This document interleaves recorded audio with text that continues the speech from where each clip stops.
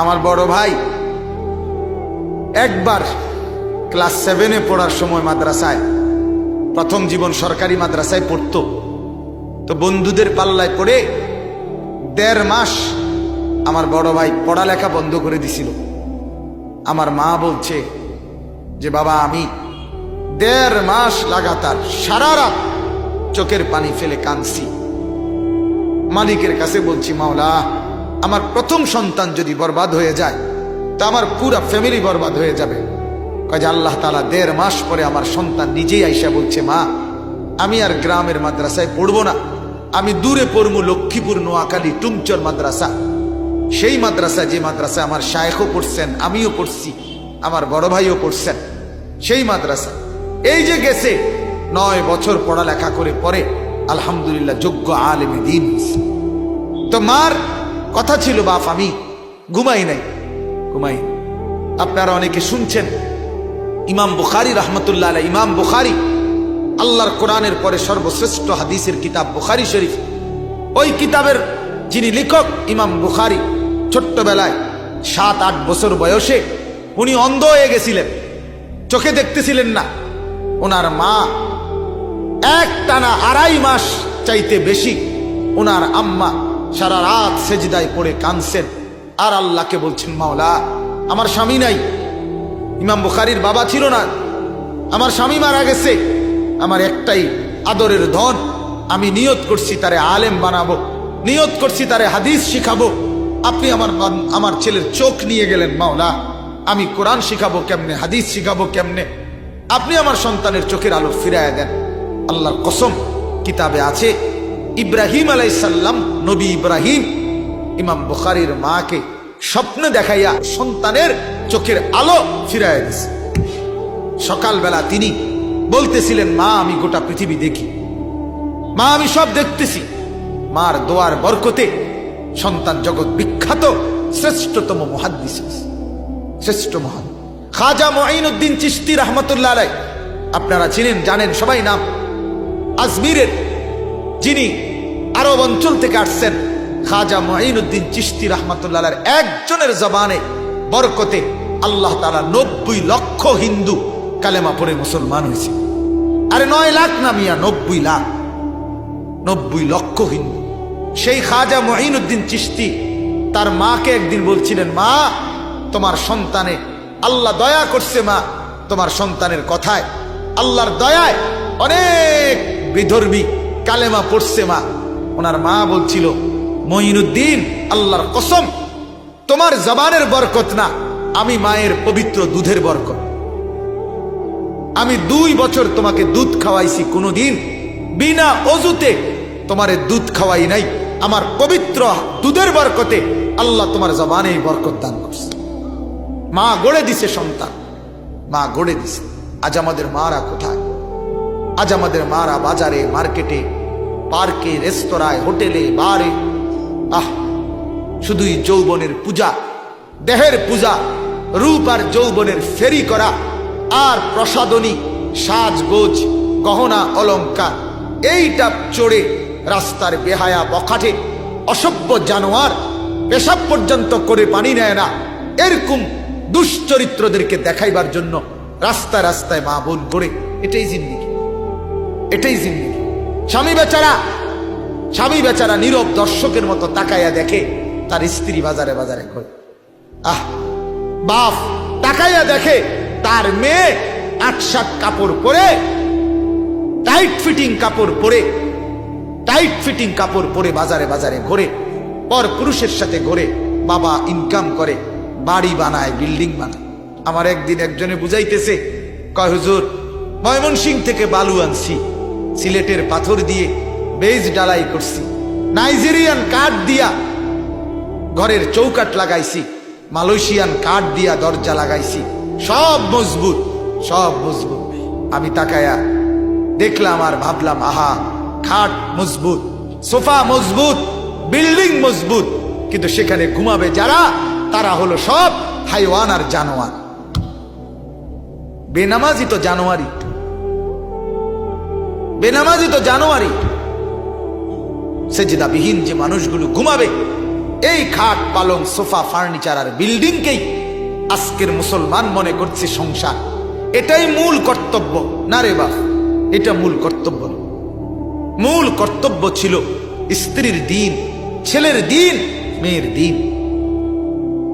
বিবি বাচ্চার ঈমান আমল আখিরাত। আমার বিবি যদি সেজদা না করে আমার জীবনে আর আছে কি? আমার ছেলে যদি নামাজ না পড়ে আমার জীবনের অর্জন কি?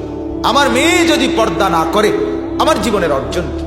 এজন্য আল্লাহ তাআলা প্রথম নবীকে বললেন কুম ফাআনদির, বন্ধু উঠেন, বাঁচান এদেরকে, আপনি বাঁচান।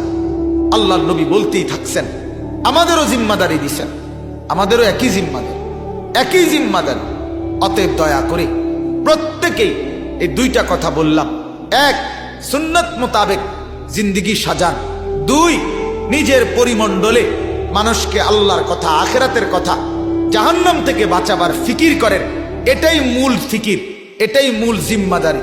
বলে সারাদিন এটাই করব না, দুনিয়ার কামাই করেন, দুনিয়ার উপার্জন করেন, কিন্তু বন্দিগি আখিরাতকে আগে রাখেন। ঠিক আছে না? ইনশাআল্লাহ এটাকে আগে রাখেন, এটা আগে রাখেন। কোরআনে আল্লাহ বলছেন ওয়াবতাগি ফীমা আতাকাল্লাহুদ দারাল আখিরা, বান্দা আমি তোমাকে যা দিয়েছি তা দ্বারা আগে আখিরাতের ঘর তালাশ করো। এরপরে ওয়ালা তানসা নসীবাকা মিনাদ দুনিয়া, দুনিয়ার প্রয়োজন ভুলে যেও না।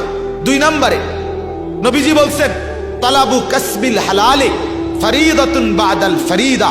নবী বলছে উম্মত, আগে নামাজ তারপরে উপার্জন, আগে রোজা তারপরে উপার্জন, আগে হজ তারপরে কামাই রোজগারি, আগে যাকাত তারপরে কামাই রোজগারি। অর্থাৎ মৌলিক ফরজ ইবাদত পালন করার পর উপার্জনের চেষ্টা করা, সেটা আরেকটা ফরজ, কিন্তু ওইটা আদায়ের পর, ওইটা আদায়ের আগে আখিরাত, আগে ইবাদত, আগে বন্দিগি, আগে হালাল, এরপরে আমার দুনিয়া কামাই কর। এটা যদি আমরা মিলায় এনে, শেখুল হাদিস হযরত মাওলানা জাকারিয়া রাহমাতুল্লাহ আলাইহি ফাজাইলে আমালের মধ্যে লিখছেন যে কমপক্ষে একজন মুমিন দুনিয়া আর আখিরাতের মেহনত যদি অর্ধেকও না করে তাহলে সে মুমিন না। কেন কয়? দুনিয়ার প্রত্যাশার সর্বোচ্চ আল্লাহ বলছে এতটুকু যে রব্বানা আতিনা ফিদ দুনিয়া হাসানা ওয়া ফিল আখিরাতি হাসানা। এখানে অর্ধেক করে দিছে আল্লাহ। অর্থাৎ তুমি বলো যে আল্লাহ আমাকে দুনিয়া যা উত্তম তা দেন, আখিরাতে যা উত্তম তাই দেন। তাহলে সমান সমান দুনিয়া যা চাইবা আখিরাত তাই চাইবা, আখিরাত যা চাইবা দুনিয়া তাই চাইবা। তাহলে কমপক্ষে অর্ধেকের বেশি, এর থেকে নিচে নামানো যাবে না আখিরাতকে। উচিত তো আখিরাতের বেশি ফিকির করা।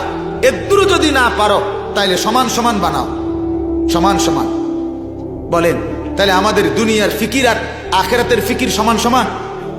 কথা বলেন না, সমান সমান। আখিরাত নিচে নামাই দিছি আমরা। যুবক ছেলেদের চলাফেরা দেখলে বুঝাই যায় না এরা আখিরাত চিনে, পরকাল চিনে। এই জন্যই দুশ্মন অনেক দিন পরে এটা দেখছে।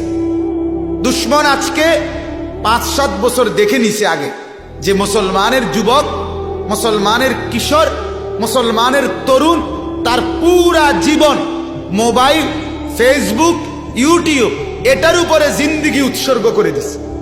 রাত কাটে, দিন কাটে, সকাল কাটে, দুপুর কাটে, হাসে, কান্দে, জামা প্যান্ট, চলা ফেরা, চুল, মোস সব কিছু ওই ফেসবুকের আব্বা যেটা বলে ওইটা, ওই ফেসবুকে যেটা বলে এটা। সারা দিন সারা রাত এই বড় মোবাইল দেখে দেখে। এটা কি রোগ? আমার মনে হয় ডায়াবেটিস, গ্যাস্ট্রিকের চাইতে জঘন্য রোগ। যেখানে দাঁড়াবে কুত্তা হোক, শুয়োর হোক, লগে এটার লগে ছবি উঠে। এটা কি?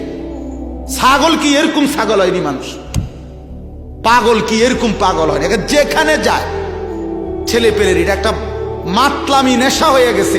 ছবি উঠে, শুধু ছবি, শুধু ছবি, শুধু ছবি, শুধু ছবি, শুধু ছবি।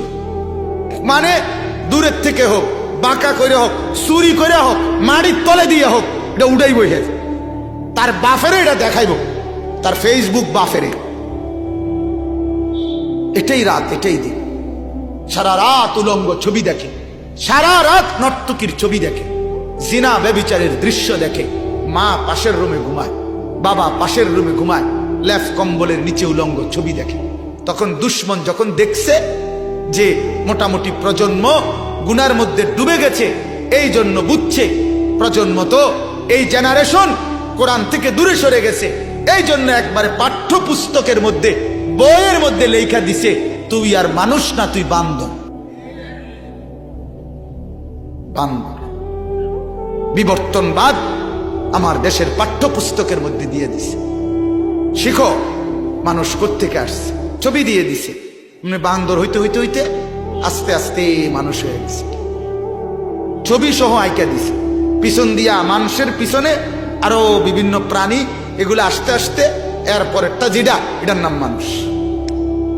আচ্ছা, এরপরে লিঙ্গ বৈষম্য উঠায় দিতে চাইছে। কি লিঙ্গ বৈষম্য মানে কি? নারী আর পুরুষ, আপনারা জানেন নারী আর পুরুষ, অর্থাৎ পুরুষ আর নারীর যে দুই ভাগ, এটা তারা অস্বীকার করছে যে না, নারী পুরুষের কোনো পার্থক্য নাই। প্রত্যেক ব্যক্তি নিজেকে যখন যা মনে করে তখন সে তা। হ্যাঁ হ্যাঁ, হাস্যের নামিয়ে এটাই কথা। হেরা লিখছে, এবার প্রভু গল্প লিখে দিছে। শরীফ ছেলেটার নাম, সে আপনার হঠাৎ করে একদিন ভাবছে আমি তো মেয়ে, তো এখন সে বেশভূষা বদলাইয়া সে এখন জিজ্ঞাসা করলে বলতেছে আমার নাম শরীফা। আগে আসিলাম আমি বালতি, এখন হয়ে গেছে আমি বদনা। ছোট করে লাইছে বালতি কাইটটা, বদনা হয়ে গেছে। বুঝেন নাই কথাটা? এই হলো পাতলামি কথা। লিঙ্গ মানে নারী পুরুষের কোনো পার্থক্য নাই, যখন যা মনে করে নিজেকে তাই। এটাই নাকি প্রগতি, এটাই নাকি আধুনিকতা। লানত মারি তোর প্রগতির উপর, অভিশাপ দিলাম তোর এই আধুনিকতার উপর। নাউজ নাউজ। বোরকাওয়ালি নারী স্পষ্ট বইতে বুঝাই দিছে, বোরকা পরা মহিলা সে হইল ভূতের মতো ভূত। এই গল্প পর্যন্ত লিখছে, বোরকা পরা মহিলা প্ল্যাটফর্মে রেলওয়ের স্টেশনের মধ্যে বসে আছে, সেখানে 4-5 জন বোরকাওয়ালা মহিলা মাথা নুয়ে বসে আছে, আর ওই রেলওয়ের প্ল্যাটফর্মের কুলি বস্তা মনে কইরা লাথি দিছে তার। এবছরের পাঠ্যপুস্তকের গল্প। হ্যাঁ মুসলমান, এটা রাজনীতি না, আমরা রাজনীতির মানুষ না, কিন্তু ঈমান ইসলামের পাহারাদার। হযরত বলছেন স্কুলের ভাইয়েরা, স্কুলের ছেলে মেয়ে, কলেজ ইউনিভার্সিটির ছেলে মেয়ে, এরা আমাদের কিনা বলেন না কেন? এরা আমাদের ভাই, এরা আমাদের ভাই। অতএব দয়া করে ফাআনজির, প্রত্যেকেই নিজকে, নিজের স্ত্রীকে, নিজের ছেলেকে, নিজের মেয়েকে, নিজের পরিবারকে আখিরাতের ভয় দেখান, কবরের ভয় দেখান, জাহান্নামের ভয় দেখান, ঈমান শিখান, ইসলাম শিখান। একটা বাচ্চাকেও কোরআন থেকে বঞ্চিত করবেন না। বলেন ইনশাআল্লাহ, বলেন ইনশাআল্লাহ। একজনকেও না, একজনকে। আমি সবসময় বলি 3টা ছেলের মধ্যে একটা মাদ্রাসায় দেন, 4টা মেয়ের মধ্যে একটা মেয়ে হলেও মাদ্রাসায় দেন। এই কথা বলা না জায়েজ, না জায়েজ, না জায়েজ। আমি বললাম, এটা আমার ফতুয়া, এটা বলার কোনো সুযোগ নাই। মুসলমানের কথা বলার কোনো অনুমতি নাই। নবী বলছেন আলা কুল্লি মুসলিম, প্রত্যেক মুসলমানের উপরে দ্বীনি ইলম শিক্ষা করা ফরজ। আপনি 7 জন থেকে 1 জন এই সিদ্ধান্ত দেবার অধিকার কে দিল? কথা বলেন না কেন? মুসলমানের বাচ্চা 3 জন যদি কারো ছেলে হয়, দ্বীন শিখবে 1 জন, কোরআন শিখবে 1 জন। কেন 4 জন মেয়ের মধ্যে কোরআন শিখবে 1 জন না? কেন? কেন? ছেলেকে আপনার যতজন কোরআন শিখবে ততজন, মেয়ে যতজন কোরআন শিখবে কতজন? তাহলে 3 জনে কয়জন? 3 জন। 4 জনে কয়জন? 4 জন।